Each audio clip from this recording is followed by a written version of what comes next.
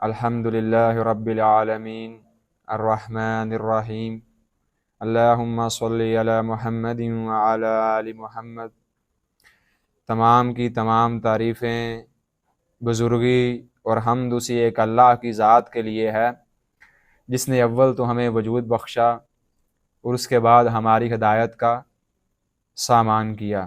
درود ہوں، کروڑوں رحمتیں ہوں اللہ تعالیٰ کی ذات کی، آپ صلی اللہ علیہ وسلم کی ذات پر اور ان لوگوں پر جن کے ذریعے سے یہ دین ہم تک پہنچا، اور میرے بھائیوں ہم اس پر عمل کرنے کے قابل ہوئے۔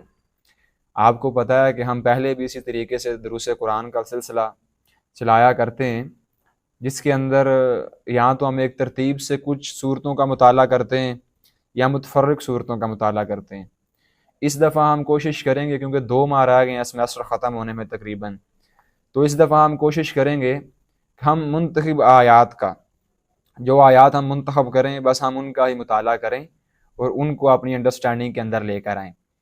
ہم سب سے پہلے اپنی پہلی نشست میں قرآن پاک کی اہمیت اور فضائل پر غور و فکر کریں گے۔ عموماً جو قرآن پاک کی اہمیت اور فضائل ہمارے سامنے آتے ہیں وہ بڑے روایتی قسم کے ہوتے ہیں، اگرچہ ہماری علمی روایت کے اندر قرآن پاک کے مقصد کا تعین، اس کی اہمیت کیا ہے، اس کا مقصد کیا ہے، انسان کو اسے کیوں پڑھنا چاہیے، یہ ساری کی ساری چیزیں ہی ہوتی ہیں۔ لیکن ہم ایک خاص گاؤں کے پس منظر سے آتے ہیں اور ادھر ہمیں جو بندہ میسر ہوتا ہے قرآن پاک کو سکھانے والا یا قرآن پاک کو پڑھانے والا، تو ان کے علم کی وہ وسعت نہیں ہوتی کہ وہ ہمیں اس طریقے سے اسلامی روایت کے اندر سے نکال کر یا قرآن پاک کے خالص اندر غور و فکر کر کے ہمیں بتا سکیں قرآن پاک کی اہمیت کیا ہے۔ تو ہم کوشش کریں گے قرآن پاک کے فضائل اس حوالے سے دیکھیں کہ عصر نبی میں وہ کس طریقے سے قرآن پاک کو لیتے تھے، قرآن پاک کے ساتھ ان کا تعامل کیسا تھا، تعامل کہتے ہیں انٹریکشن آپ کہہ لیں، یا ان کے تعلقات کیسے تھے قرآن پاک کے ساتھ۔ پھر اس کے بعد عصر صحابہ آتا ہے کہ صحابہ کرام رضوان اللہ اجمعین کے دور کے اندر ان کے تعلقات کیسے تھے قرآن پاک کے ساتھ۔ پھر تابعین عظام کا دور آتا ہے، بڑے بڑے تابعین عظام کا دور آتا ہے کہ انہوں نے کیسے قرآن پاک کو سمجھا، اس کے اوپر عمل کیا اور کس طریقے سے اسے آگے لے کر چلے۔ کیونکہ جو سب سے بڑے ہمارے دین کے ماننے والے تھے، جنہیں ہم اپنے اسلاف کے نام سے جانتے ہیں، جو اس کے اوپر عمل پیرا تھے، پہلے تو آپ صلی اللہ علیہ وسلم کی ذات ہو گئی، پھر اس کے بعد وہی دو ان کے ساتھ ڈائریکٹ اٹیچ تھے، بلا واسطہ ان کے ساتھ وہ اٹیچ تھے۔ ان کے جو عمل کی اہمیت ہے، وہ جس طریقے سے اسے اپنے ساتھ لے کر آگے چلتے رہے، وہ ہمارے لیے بڑی معنی خیز ہے۔ ایک پوری کی پوری جماعت ایک کتاب کے ساتھ اپنا تعلق کیسے رکھتی تھی، اور پھر ہم جانتے ہیں کہ جتنا کوئی کسی چشمے کے قریب ہوتا ہے وہ اتنا پاک اور صاف پانی پیتا ہے۔ آپ صلی اللہ علیہ وسلم کے پاس صحابہ اکرام تھے تو چشمہ حقیقی کے پاس تھے، انہوں نے پاک پانی پیا، صاف پانی پیا اور اسے لے کر آگے چلے۔ اسی طریقے سے تابعین کا دور بھی صحابہ اکرام کے دور کے بعد آتا ہے، تو انہوں نے ان سے سیکھا، ان کے بتائے ہوئے طریقے کے اوپر عمل کیا اور اسے لے کر آگے چلے۔ تو اگر وہ پہلی 2 پیڑھیاں اور خود آپ صلی اللہ علیہ وسلم کی ذات کسی ایک کتاب کو، کسی ایک دین کی نصیحت کو اتنی اہمیت دے رہی ہیں، تو لازماً بات ہے کہ اس میں کوئی ایسی بڑی چیز ہوگی۔ ہم اسے 2 حصوں میں ڈیوائیڈ کریں گے۔ پہلے تو یہ کہ صحابہ اکرام کا تعامل، تابعین اعظام کا تعامل، آپ صلی اللہ علیہ وسلم کا عمل، اور اس کے بعد جو ہماری آگے جمعرات کو دوسری نشست ہوگی اس کے اندر ہم خود قرآن پاک کے اندر اتر کر اس کی اہمیت دیکھیں گے۔ یہ اہمیت تو عمل کے حوالے سے ہے ان شخصیات کے، دوسری اہمیت اس کے مقصد کے حوالے سے ہوگی کہ یہ بتاتا کیا ہے، اس کا کانٹینٹ کیا ہے۔ کانٹینٹ خود اپنی ایک اہمیت رکھتا ہے نا، ایک تو اس کے عمل پیرا ہونے والے لوگوں کی اہمیت ہے جو اس پر عمل پیرا ہوئے، ایک خود کانٹینٹ کی اہمیت ہوتی ہے کہ یہ کتاب کس موضوع سے بحث کرتی ہے، کس موضوع کو بیان کرتی ہے، پھر کس طریقے سے بیان کرتی ہے۔ یہ ایک چیز کی کتاب کی اپنی اہمیت ہوا کرتی ہے۔ تو دوسری نشست میں اس کے مقصد کے حوالے سے چیزیں دیکھی جائیں گی۔ جب ہم یہ چیزیں دیکھیں گے صحابہ کرام، نبی صلی اللہ علیہ وسلم کے حوالے سے، تو ہمیں یہی اہمیت جو ہمیں یعنی کہ بڑی کلیئر، بڑی شفاف اور بہت بڑی نظر آئے گی، وہ ہمیں کیوں کے سوال کی طرف متوجہ کرے گی کہ اس کی یہ اہمیت کیوں تھی، کیوں اس کے ساتھ ایسا تعامل کیا گیا، اتنی گرم جوشی سے اسے پڑھا گیا، اتنی گرم جوشی سے اس کے اوپر عمل کیا گیا، اس کی اس قدر اہمیت بتائی گئی۔ یہ ہمیں کیوں کے سوال کی طرف متوجہ کرے گی کہ اس کتاب میں آخر کیا چیز ہے، ہمیں اس کی تلاش کرنی چاہیے، ہمیں اس کو دیکھنا چاہیے، ہمیں اس کو پرکھنا اور سمجھنا چاہیے۔ اس چیز کی طرف یہ اہمیت ہماری رہنمائی کرے گی، یہ ایک بنیادی چیز ہے۔ اس کے بعد ہمارے لیے بہت اچھا ہوگا ہمارے لیے بڑے یعنی کہ شرف کی بات ہوگی اور بڑے ظرف کی بات ہوگی اگر ہم لوگ اسی کیوں کو یا اسی اہمیت اور تعامل کو اپنے معاشرے پر رکھ کر دیکھ لیں. ہم دیکھیں کہ وہ لوگ تو ایسے عمل کر رہے تھے, وہ لوگ تو اس کو لے کر ایسے چل رہے تھے, ہم کیوں نہیں چل رہے؟ کیا جو مقصد قرآن پاک تب بیان کر رہا تھا اب وہ مقصد فوت ہو گیا ہے یا اس کی ضرورت نہیں رہی, وہ پرانا اور بسیدہ ہو گیا ہے؟ کیا فرق پڑا ہے؟ مطلب ہم لازماً اسے اپنے معاشرے کے اندر دیکھیں کہ ہم نے اس کے ساتھ کیوں بے پرواہی کی, ہم نے کیوں لاپرواہی برتی. یہ ہمارے اوپر لازماً ایک چیز ہوگی پورے دروس قرآن کے اندر کہ ہر چیز کو ہم اپنی ذات کے اوپر نازل کریں گے. کوشش کیجیے کہ لمحہ موجود میں حاضر رہیں. آپ جب آپ کے سامنے بات کی جا رہی ہے آپ اس لمحہ موجود میں حاضر رہیں. جو آیت آپ کے سامنے رکھی جا رہی ہے, جو اقوال آپ کے سامنے رکھے جا رہے ہیں, انہیں عملی طور پر رہیں. عملی حوالے سے خود کو بہتر کریں, علمی حوالے کے بعد عملی حوالے سے خود کو بہتر کریں. یہ لازماً ہم لوگوں پر یہ چیز عائد ہوتی ہے. ہم اللہ تعالیٰ کی ذات سے دعاگو ہیں کہ وہ ہمارے دلوں کو کھولیں, ہمارے ذہنوں کو مطمئن کریں, ہمارے دلوں کے اندر اس یقین کو پختہ راسخ کریں اور ہم اس پر عمل پیرا ہو سکیں. سب سے پہلے دیکھیے اس کی اہمیت کے حوالے سے, اس کی اہمیت اس سے بڑھ کر کیا ہو سکتی ہے کہ یہ اللہ تعالیٰ کی ذات کا کلام ہے. یعنی یہ کسی بھی بڑے مفکر کا کلام نہیں, یہ چند لوگوں کی ملی بھگت بھی نہیں, یہ کسی ایک خاص جغرافیائی نسل سے رکھنے والے مفکر کا کلام بھی نہیں, کسی فلسفی کا کلام بھی نہیں ہے. جب میں یہ کہتا ہوں یا جب کوئی بھی شخص یہ دعویٰ کرتا ہے کہ یہ کلام اللہ کا کلام ہے تو اس کے اندر چند خصوصیات خود بخود داخل ہو جاتی ہیں کہ وہ میری اور آپ کی تاریخ کو جاننے والی ذات ہے, وہ مجھے اور آپ کو بنانے والی ذات ہے, وہ مجھے اور آپ کو پیدا کرنے والی ذات ہے, ہمارے مستقبل کو جاننے والی ذات ہے, وہ تمام جغرافیائی اور تہذیبی روایات کو جاننے والی ذات ہے. اس حوالے سے پھر وہ اپنی جامع ہدایات اتاریں گے, اس حوالے سے پھر وہ اپنی ایسی ہدایات اتاریں گے کہ ہر خطہ زمین میں وہ بالکل قابل عمل ہوں گی, ہر عرصہ زمان میں ان کے اوپر عمل کیا جا سکتا ہے, انہیں لے کر آگے چلا جا سکتا ہے. تو یہ اس کی بہت بڑی اہمیت اس وجہ سے ہے کہ یہ اللہ تعالیٰ کی ذات کا کلام ہے. یہ کوئی ایسی فکر نہیں ہے کہ 50 سال گزرے 60 سال گزرے اور اس کے اوپر گرد چڑھ گئی, یہ دھول اور مٹی کے اندر اٹ گیا, ایسا معاملہ بالکل نہیں ہے. یہ اس کی پہلی اہمیت ہمارے سامنے آتی ہے. پھر دیکھیے جب اللہ تعالیٰ کی ذات نے اس قرآن پاک کو نازل کرنا شروع کیا, آپ سورہ ملک کا مطالعہ کرتے ہیں, سورہ شعراء کا مطالعہ کرتے ہیں, اسی طریقے سورہ نجم کا مطالعہ کرتے ہیں, اور صورتیں ہمارے سامنے آتی ہیں, ہمیں اندازہ ہوتا ہے, سورہ عبس کا مطالعہ کرتے ہیں, ہمیں اندازہ ہوتا ہے کہ اللہ تعالیٰ کی ذات بار بار کہہ رہے ہیں کہ یہ کسی کاہن کا کلام نہیں ہے, یہ کسی شاعر کا کلام نہیں ہے, یہ کسی مجنون کا کلام نہیں ہے. اور پھر جب اس کلام کو اتارا گیا ہے تو بالکل امین, یعنی کہ جبریل علیہ السلام کی صفت کیا بتائی گئی ہے کہ وہ امین ہیں, وہ پاک ہیں, وہ ہمارے کلام میں خیانت نہیں کرتے, وہ ایسے سفیر ہیں جو کرامن بھی ہیں اور بررہ بھی ہیں, جو نیک بھی ہیں اور بڑے معزز بھی ہیں. اور وہ صرف نیک فرش والوں کے ہاں نہیں ہے, زمین والوں کے ہاں نہیں ہے, اللہ تعالیٰ کی ذات کے ہاں ان کی بڑی قدر و منزلت ہے. یہ وہ جو اتارنے جس کے ذریعے سے جس کو سفیر بنایا جا رہا ہے ان کی خوبیاں یہ بیان کی جا رہی ہیں. وہ فرشتہ بھی اور فرشتوں کا سردار بھی, وہ امین بھی ہے, وہ ہمارا سفیر بھی ہے. اور پھر اسے پورے اہتمام کے ساتھ اتارا گیا. پھر یہ بھی بتایا گیا کہ ایسا معاملہ بھی نہیں ہے کہ جب وہ فرشتہ کوئی کلام لے کر آ رہا ہے, وہ اپنی ذات تو ان کی پاک ہے, وہ تو اپنی ذات میں امین ہے, وہ خود کوئی دخل اندازی نہیں کریں گے, لیکن ایسا بھی نہیں ہے کہ اس سے چھین کر کوئی دخل اندازی کر لے. یہاں کوئی کاہن اتنا بڑا جادو کرے کہ اس کلام کے اندر کوئی ملاوٹ کر دے, یہاں کوئی جن ان سے چھین کر یہ کلام اس کے اندر ملاوٹ کر کے پھر آپ صلی اللہ علیہ وسلم کی ذات کے اوپر القاء کر دیں.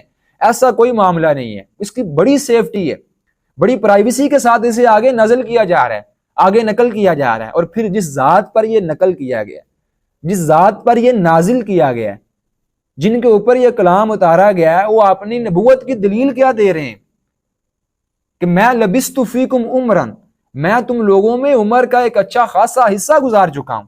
آپ لوگ میرے اخلاق سے واقف ہیں, میرے کردار سے واقف ہیں, میرا کردار کیسا, اخلاق کیسا ہے. اور وہ لوگ انہیں کیا پکارتے تھے وہ ہمارے بچے بچے کو پتہ ہے, وہ ہماری تہذیب اور ہماری روایت میں برابر نقل ہوتا ہوا چلا آ رہا ہے کہ وہ آپ صلی اللہ علیہ وسلم کی ذات کو صادق اور امین پکارا کرتے تھے.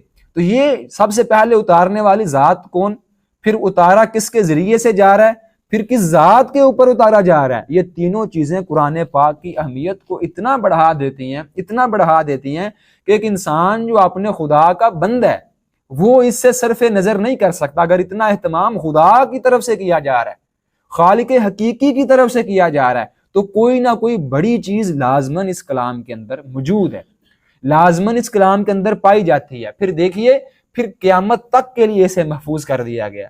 یعنی کہ پہلے کوئی بھی ایسی کتاب نہیں تھی جسے قیامت تک کے لیے محفوظ کیا گیا ہو. اسے اتارنے کے بعد، محفوظ کرنے کے بعد، نازل کرنے کے بعد اس کی حدیں توڑ دیں. اس کی صرف ایک حد لگائی ہے، یعنی کہ اسے عرب کے اندر قید نہیں کیا، اسے ایک خاص عرصہ دراز کے اندر قید نہیں کیا. اسے جب یہ اترنا شروع ہوا رمضان المبارک سے لے کر صبح قیامت تک، اسے اتنا بڑا اس کا دائرہ کار کر دیا گیا. یہ بھی اس کی اپنی اہمیت کے اندر بہت ایک بڑی چیز ہے، ہمیں اسے بھی اپنی نگاہوں کے سامنے رکھنا چاہیے.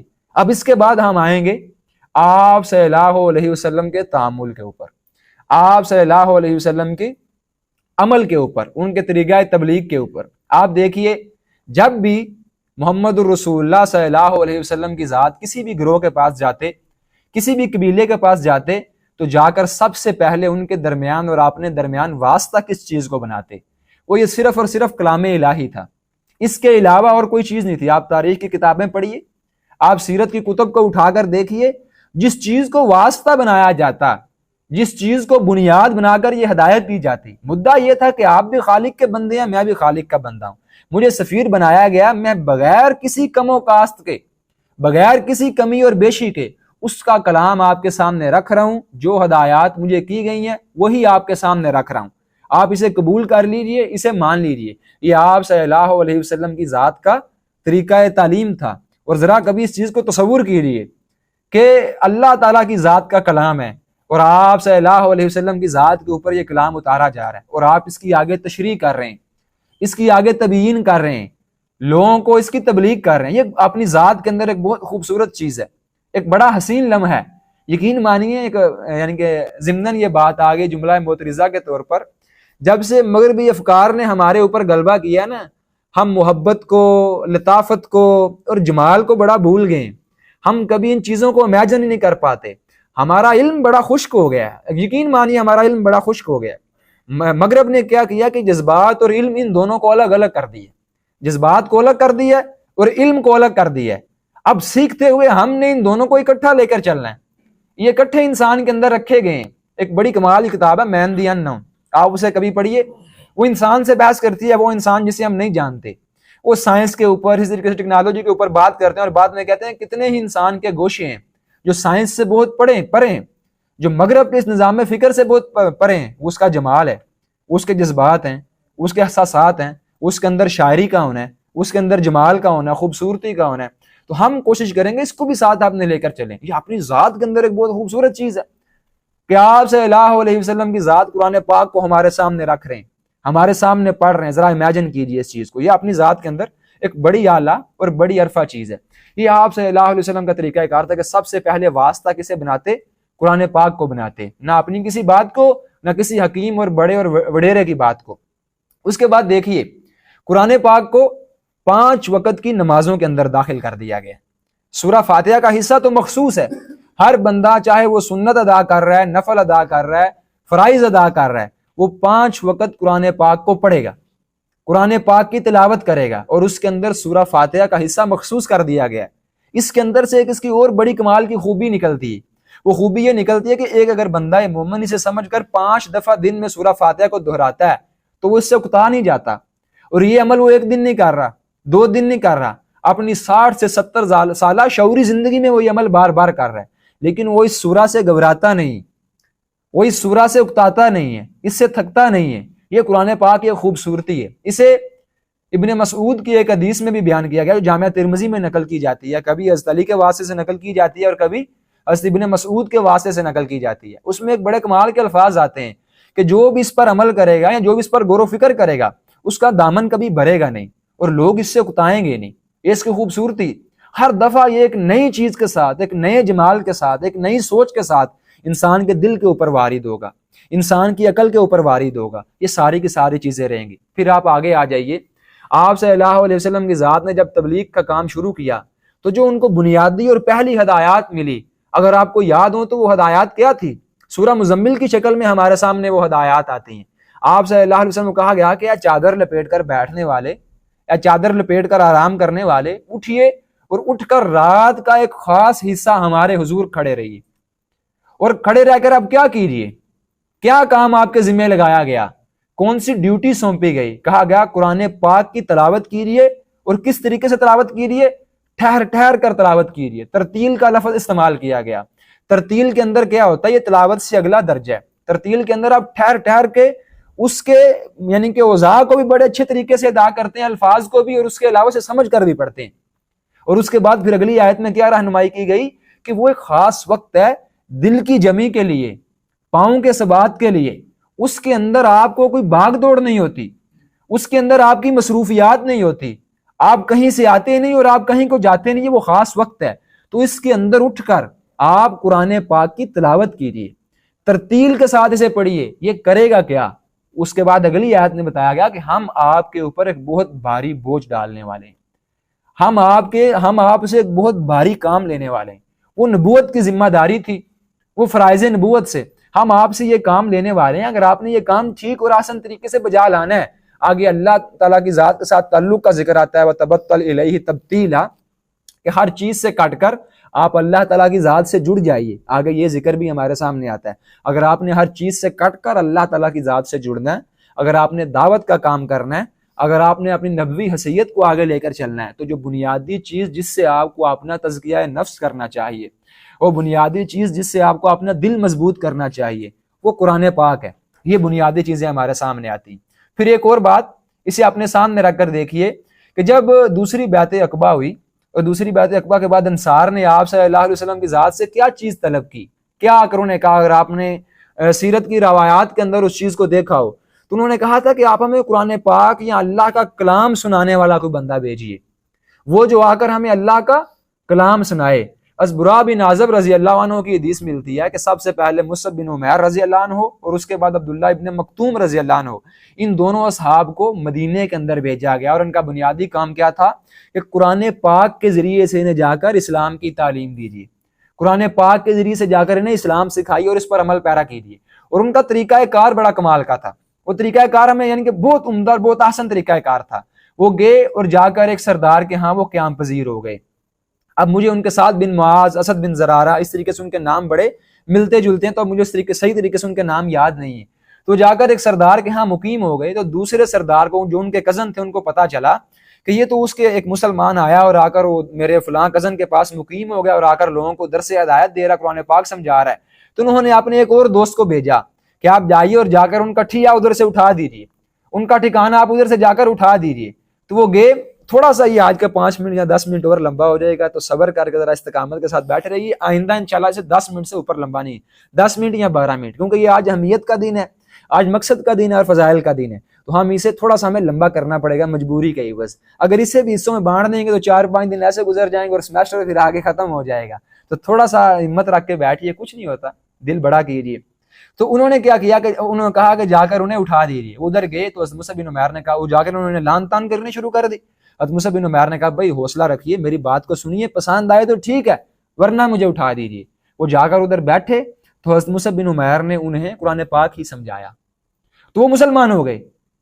اور جب مسلمان ہوئے پھر وہ اپنے اس دوست کو بھی، اس کزن کو بھی لے کر آئے، اسے بھی لا کر مسلمان کیا، اور شام تک ان کا سارا قبیلہ مسلمان ہو گیا، مرد عورت تمام کے تمام۔ قرآن پاک کے اندر اتنی بڑی طاقت ہے۔ اب پھر دیکھیے صحابہ کرام کا یہ ایک طریقہ کار ہے، یہ ان کا عمل ہے کہ انہوں نے کس طریقے سے آپ صلی اللہ علیہ وسلم کی ذات سے اس چیز کو اڈاپٹ کیا۔ پہلے آپ صلی اللہ علیہ وسلم کا طریقہ کار، پھر اسے کس طریقے سے اڈاپٹ کیا گیا اور پھر اسے کس طریقے سے آگے چلایا گیا۔ پھر آپ دیکھیے کہ اس کے بعد جب نجاشی کے دربار میں حضرت جعفر طیار نے ان کا معاملہ پیش آیا، مکالمہ کیا، تو انہوں نے کوئی آپ صلی اللہ علیہ وسلم کا قول نہیں ان کے سامنے رکھا، انہوں نے کوئی اپنی بات بھی نہیں رکھی، یعنی کہ کوئی بڑی عقل والی بات بھی نہیں کی۔ انہوں نے سورہ مریم کی تلاوت کی، 2 دفعہ مکالمہ ہوا، 2 دفعہ نقل ہوتا ہے، دونوں دفعہ سورہ مریم کی تلاوت کی، اور وہ نجاشی مسلمان ہو گیا۔ حالانکہ اس قرآن پاک کے بدلے میں جو اہل کفار گئے تھے، مشرکین گئے تھے، وہ اپنے ساتھ بڑے تحفے لے کر گئے تھے، اپنے ساتھ بڑے تحائف لے کر گئے تھے، لیکن نجاشی نے انہیں اہمیت نہیں دی۔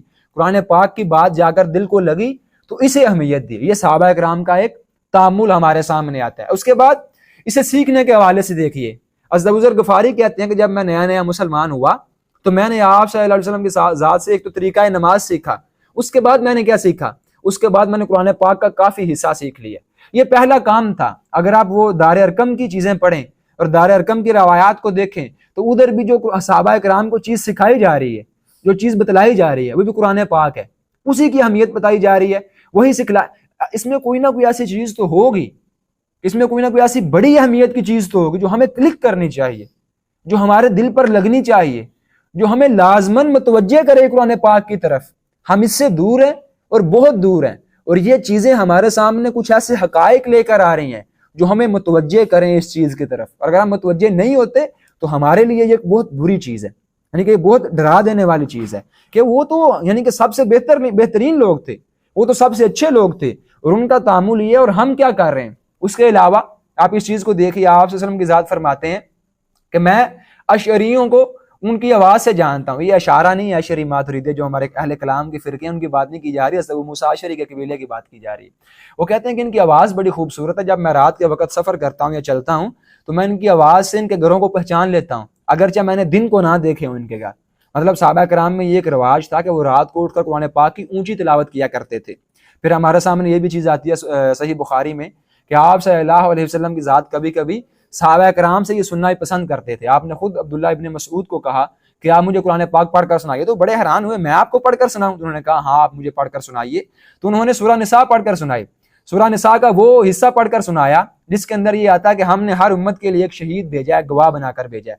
تو آپ صلی اللہ علیہ وسلم کی ذات کے بارے میں آیت تھی۔ انہوں نے کہا جب میں نے اپنی تلاوت کو مکمل کیا، میں نے دیکھا کہ آپ صلی اللہ علیہ وسلم کے آنسو وہ بہہ رہے ہیں، وہ باقاعدہ رو رہے ہیں۔ یہ بھی ایک چیز ہمارے سامنے آتی ہے۔ اس کے بعد حضرت عمر بن خطاب کا قبول اسلام کا واقعہ ہمارے سامنے آتا ہے کہ حضرت عمر بن خطاب نے قبول اسلام کس طریقے سے کیا۔ جب وہ اپنی بہن کے پاس گئے، اسے مارنا شروع کر دیا، تو اس کے بعد کہا کہ مجھے وہ چیز پڑھ کر سناؤ، وہ مصحف پڑھ کر سناؤ جسے تم پڑھا کرتی تھی، میں بھی اسے پڑھوں۔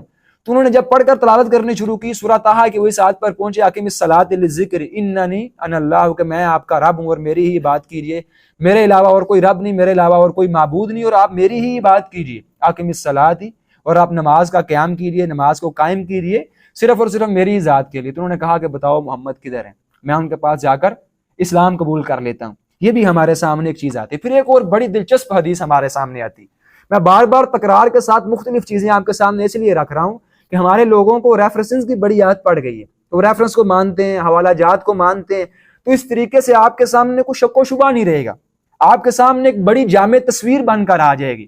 کہیں آپ تہجد کے وقت قرآن پاک کو دیکھ رہے ہیں، کہیں آپ تبلیغ کے وقت اسے دیکھ رہے ہیں، کہیں آپ یعنی کہ دعوت کے وقت اسے دیکھ رہے ہیں، کہیں انفرادی زندگی میں اسے دیکھ رہے ہیں، کہیں عمل کے وقت اسے دیکھ رہے ہیں، تو ساری کی ساری تصاویر آپ کے سامنے آ جائیں گی، چاہے وہ بدو لوگ ہوں، بدوی لوگ ہوں، عرب کے لوگ ہوں، مدینے کے جہاں کے بھی لوگ ہوں، ساری کی ساری چیزیں آپ کے سامنے آ جائیں گی۔ ایک دفعہ آپ صلی اللہ علیہ وسلم اپنے حجرے سے نکلے، ابو سعید خدری رضی اللہ عنہ بیان کرتے ہیں کہ ہم مہاجرین اور ضعفاء بیٹھے ہوئے تھے، بڑے کمزور لوگ جن کے جسموں پر کپڑے بھی نہیں تھے، ہم وہ لوگ بیٹھے ہوئے تھے اور ہم قرآن پاک کے اوپر مذاکرہ کر رہے تھے، قرآن پاک کی آیات کو سمجھنا چاہ رہے۔ تو آپ کی ذات ہمارے پاس آئے اور آ کر کہا کہ تم لوگ کیا کر رہے ہو؟ ہم نے اپنا حال واقعہ بیان کیا کہ ہم تو قرآن پاک کو پڑھ رہے ہیں، اسے سمجھنے کی کوشش کر رہے ہیں۔ تو آپ کی ذات نے کہا کہ کتنی بابرکت ہے تمہاری محفل، مجھے تمہاری محفل میں بیٹھنے کا باقاعدہ حکم دیا گیا کہ میں آپ لوگوں کی محفل کے اندر بیٹھوں۔ اس کے علاوہ آپ وہ حدیث پڑھ کر دیکھیں جو اس کے تعلیم و تعلم سے تعلق رکھتی ہیں، جو عثمان رضی اللہ عنہ کی حدیث ہے کہ تم سب میں سے بہترین کون ہے اس روح ارضی کے اوپر، اس آسمان کے نیچے، جو قرآن پاک کو سیکھے اور قرآن پاک کو سکھائے۔ پھر وہ حدیث بھی ہمارے سامنے ہے کہ آسم کی ذات نے کہا کہ تم لوگ کیا پسند کرتے ہو کہ وادی بطحا میں جاؤ اور بڑے خوبصورت اور بڑی پلی اور بڑی موٹی تازی 2 اونٹنیاں لے آؤ۔ تو انہوں نے کہا کہ اس چیز کو کون پسند نہیں کرے گا؟ تو آسم کی ذات نے کہا اگر تم اس مال و متاع کو پسند کرتے ہو تو اگر تم 2 قرآن پاک کی آیات سیکھو، ان کی تعلیم لو، تو یہ اس سے بہتر ہے، یہ اس سے بہت بڑی چیز ہے۔ یعنی کہ انسان کے لیے سب سے بڑی چیز کیا ہوتی ہے؟ گاڑی ہوتی، ہونڈا سویک ہوتی، پیسہ ہوتا ہے، بینک بیلنس ہوتا ہے۔ تو اس وقت کا جو بینک بیلنس تھا، اس وقت کی جو مادی اشیاء تھی، ان سے موازنہ کرے کہا گیا کہ بھائی 2 آیات اور ادھر ایک بہت بڑا بینک بیلنس، اس سے یہ چیزیں بہت بہتر ہیں، بہت بڑی یہ چیزیں ہیں 2 آیات، ان کو سیکھنا، ان پر عمل کرنا، یہ انسان کو مقصد زندگی دیتی ہیں، یہ انسان کو خاص سمت میں لے کر چلتی ہیں۔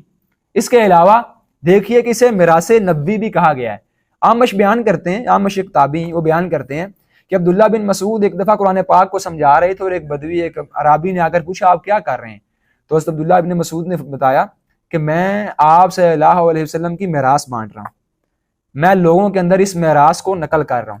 پھر عبداللہ ابن مسعود کا ایک اور قول آتا ہے، ابو عبیدہ وہ بیان کرتے ہیں غالباً کہ جب بھی حضرت عبداللہ ابن مسعود قرآن پاک کی آیات کو بیان کیا کرتے تھے تو ساتھ یہ کہا کرتے تھے فخذھا بقوۃ، ان کو آپ پوری قوت کے ساتھ پکڑ لیجیے اور انہیں آپ چھوڑیے گا نہ، کیونکہ دنیا اور اس کے اندر جو بھی چیزیں ہیں، زمین اور اس کے اوپر جو بھی چیزیں ہیں، اس سب سے بہتر یہ آیت ہے، اس سے بہتر اور کوئی چیز نہیں ہو سکتی۔ اس کا باقاعدہ موازنہ کر کے بتایا گیا۔ پھر تعلیم و تعلم کے اندر اسے لے کر آ جائیے، اس کو سمجھنے کی اہمیت کے اندر اس کے اوپر لے کر آ جائیے۔ یہ قول بھی آتا ہے عبداللہ ابن مسعود کا کہ وہ کہتے ہیں کہ ہم 10 آیاتیں سیکھا کرتے تھے اور 10 آیات پر عمل کرتے تھے، جب تک ان پر ہم عمل نہ کر لیتے ہم اس سے آگے نہیں بڑھتے تھے۔ پھر اسی طریقے سے عبداللہ ابن عمر کا قول آتا ہے کہ میں نے 7 سال میں سورہ بقرہ کو سیکھا۔ یہ صحابہ اکرام کا اس پر تأمل تھا، تابعین کے اقوال میں نے آپ کے سامنے رکھے، اس کے تفسیر کے حوالے سے، اسے جاننے کے حوالے سے، اس پر عمل کرنے کے حوالے سے آپ صلی اللہ علیہ وسلم کا طریقہ کار اس پر رکھا۔ اس میں ساری کی ساری جو ہمارے سامنے چیزیں رہنے والی تھی وہ دعوت فکر ہے، وہ دعوت غور و فکر ہے کہ یار ہم اس پر غور و فکر کریں۔ اگر اتنی بڑی بڑی چیزیں، وہ اتنی بڑی بڑی اہمیت کی حامل لوگ اس پر اوپر اتنا عمل کر رہے ہیں، اس کو سیکھنے کے لیے اتنی محنت اور کاوش کر رہے ہیں، تو لازماً اس کے اندر کوئی بڑی چیز ہوگی۔